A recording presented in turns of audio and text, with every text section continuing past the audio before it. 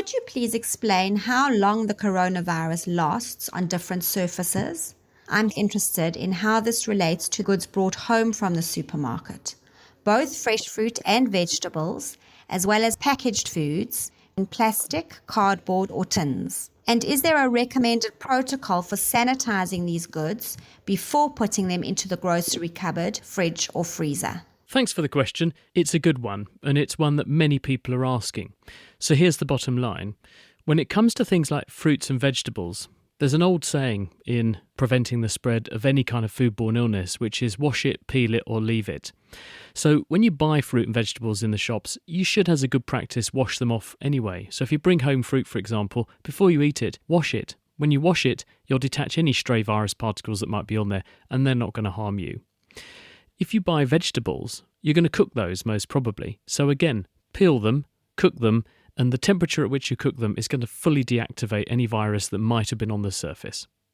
Now, when it comes to other kinds of goods that you buy in the shops, it will depend how those are packaged, how long any virus could possibly cling to the surface. This has been looked at by researchers in America using the new coronavirus in some detail.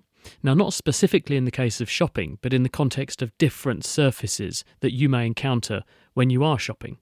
They applied a known amount of virus to different surfaces and then came back a certain period of time later, swabbed those surfaces, and then tested whether they could infect cells in a dish with those swabs. If they could, that would prove that the virus must have been on that surface and in an infectious state for that period of time.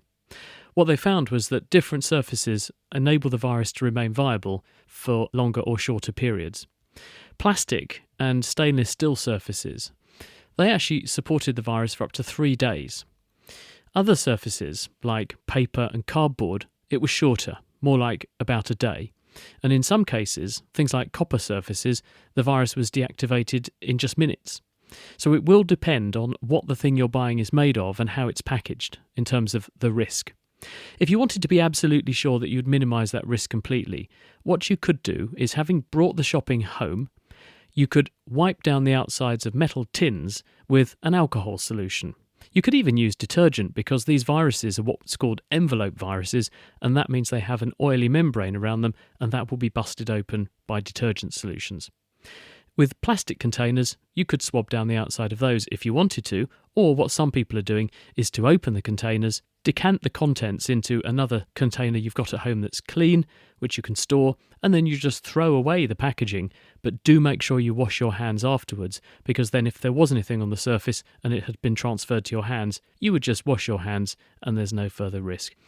The likelihood of really picking up something and bringing home something from your shopping trip that you didn't intend to is extremely low, but if you are at risk and you do want to minimise that risk, then this is a simple way to do it. Thank you for a great question, and if you out there have any other questions that you'd like us to answer around the coronavirus, why not send them in? You can email them to us. It's chris@thenakedscientist.com.